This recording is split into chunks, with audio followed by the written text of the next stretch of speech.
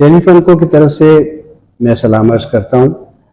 आज हम एक ऐसे फनकार से इंटरव्यू कर रहे हैं जो स्टेज और टेलीविज़न के ड्रामों में एक अहम मुकाम रखते हैं।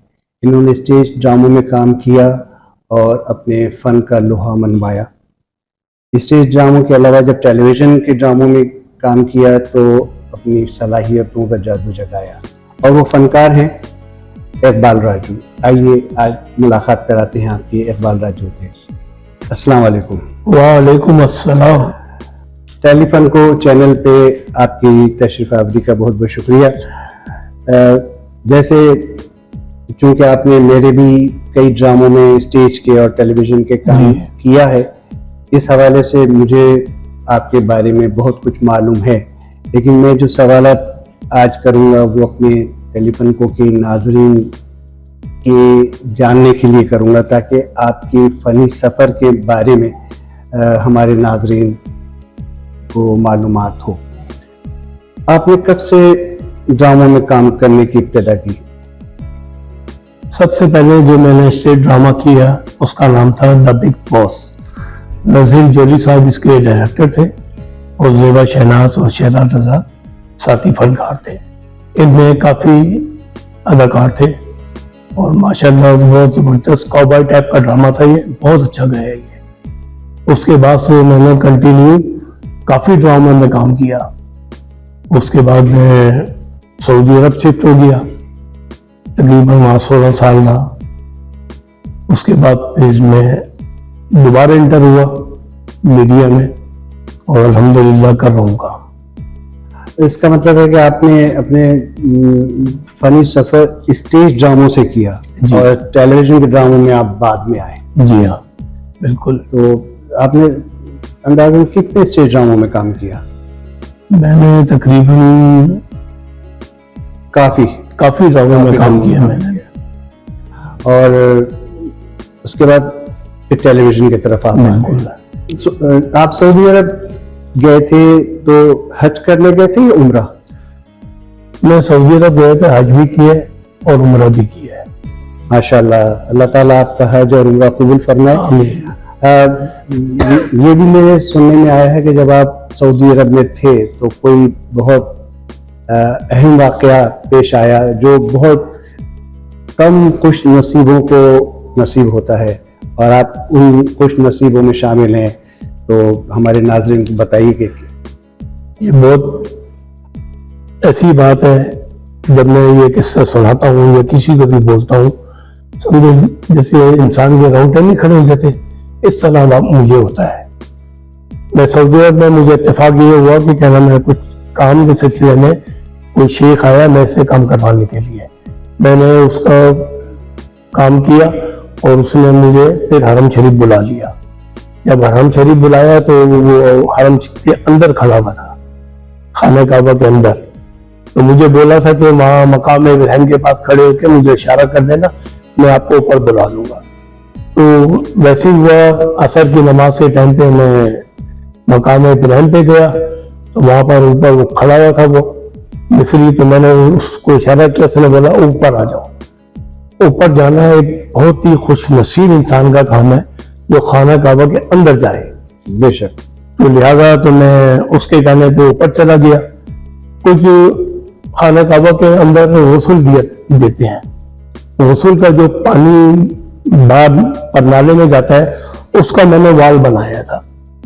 तो फिर मैं उधर गया तो मैंने उनसे बोला कि मैंने क्या करना है, मुझे तो नहीं पता ना कि अंदर जाके क्या करना है।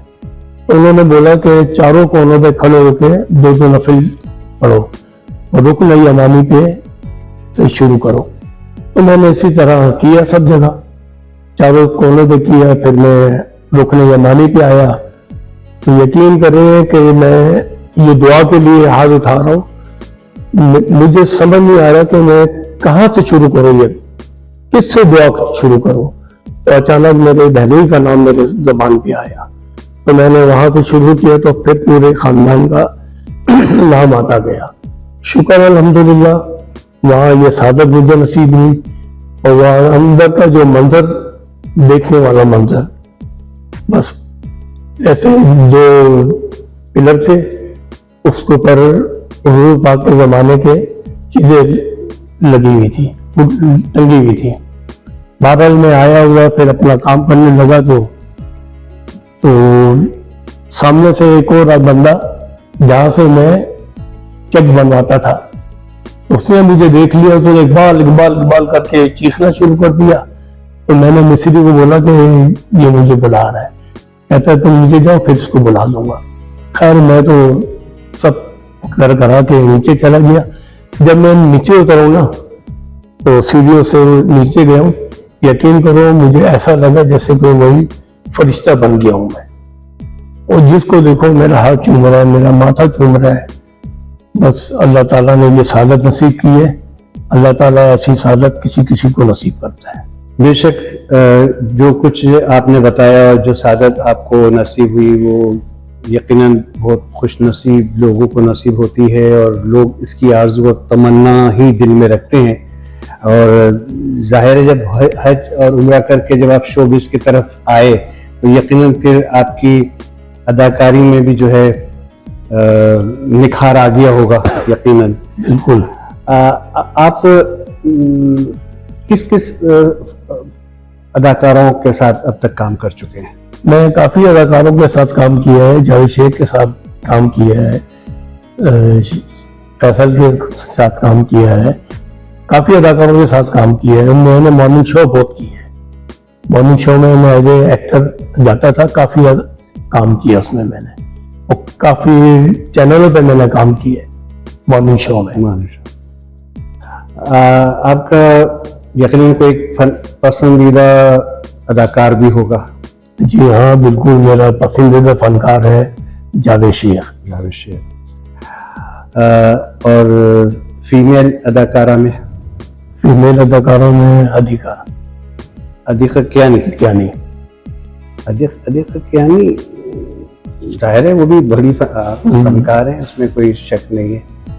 और जैसे इतने अरसे में आपने स्टेज ड्रामे, आपको स्टेज ड्रामे और टेलीविजन के ड्रामे में दोनों में आपने अदाकारी की, तो कोई आपको फर्क लगा दोनों में, एक सा लगा, या किसी स्टेज या टेलीविजन के काम में किसी में मुश्किल आपको पेश आई? मुश्किल टीवी के ड्रामों में तो नहीं हुई इतनी, लेकिन स्टेज जो है वो डायरेक्ट होता है, लाइव होता है, वो उसमें एक्टिंग करना बहुत बड़ी बात होती है। इंसान नर्वस हो जाता है, समझ नहीं आता है वो करे क्या।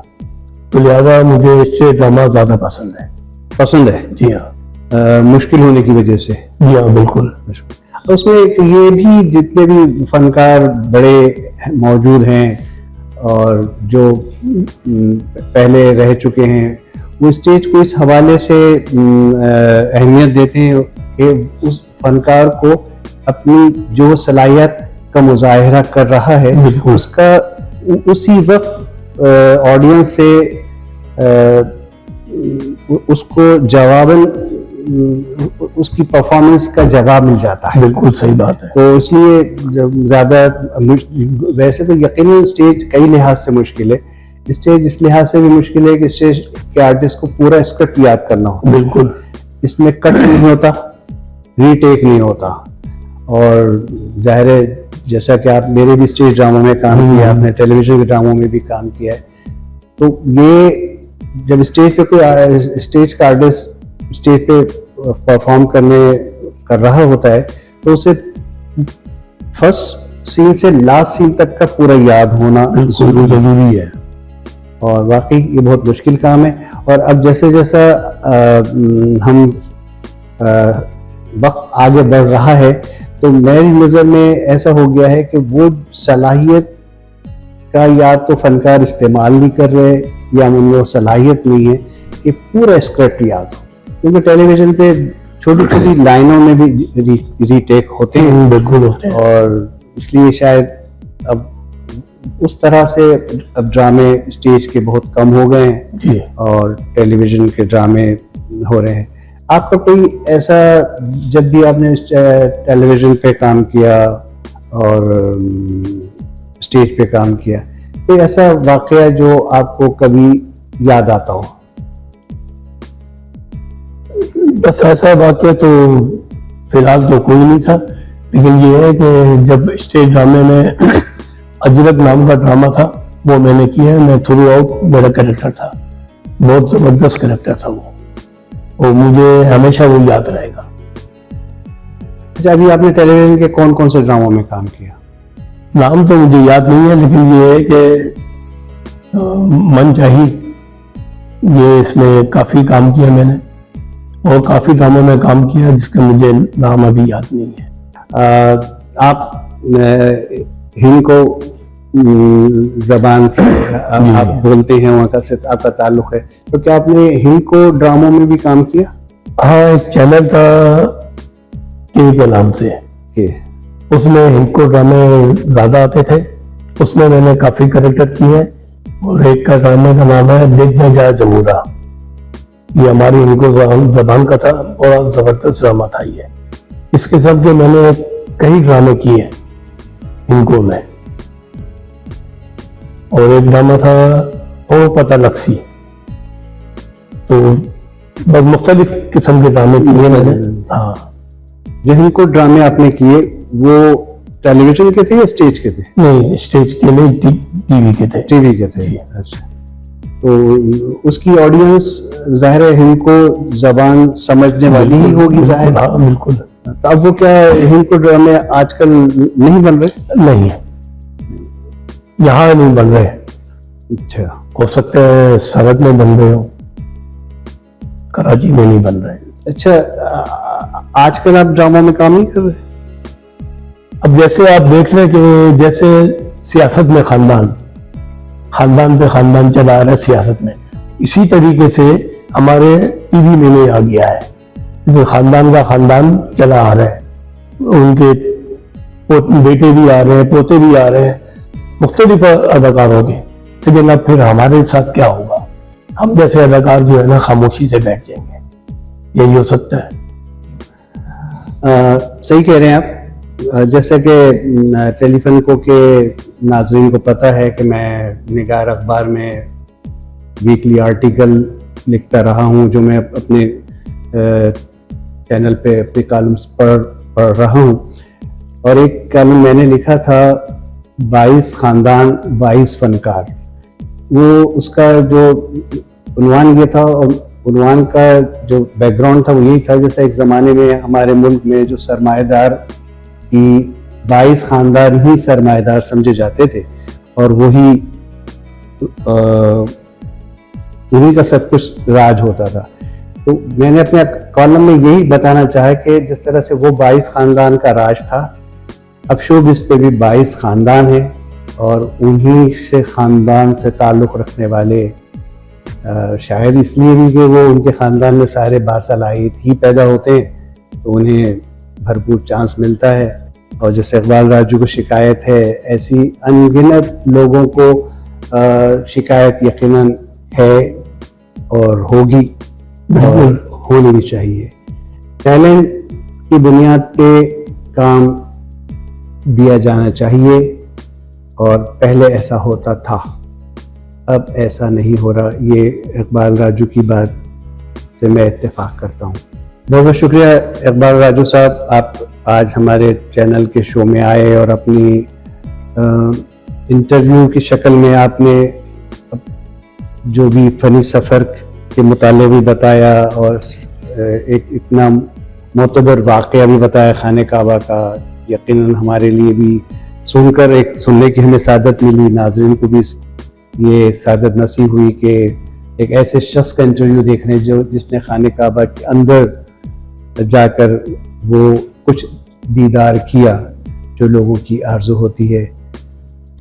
आपका बहुत बहुत शुक्रिया नाज़रीन, आपका भी बहुत शुक्रिया। अल्लाह हाफ़िज़। अल्लाह हाफ़िज़।